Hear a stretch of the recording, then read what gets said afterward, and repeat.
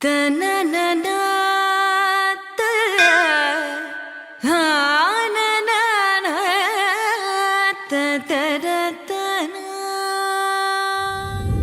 மொத்தம் 60 வருஷம் இருக்கு.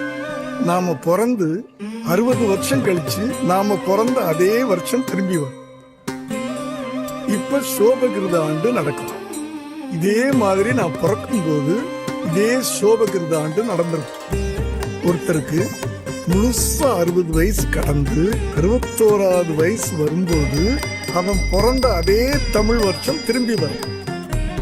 அந்த நிகழ்வுக்கு பேர் தான் 60ஆம் கல்யாணம், மணிவிழா, சஷ்டியப்த பூர்த்தின்னு சொல்லுவாங்க. ஒரு மனுஷன் எத்தனையோ கண்டங்கள்ல இருந்து தப்பிச்சிருப்பான்.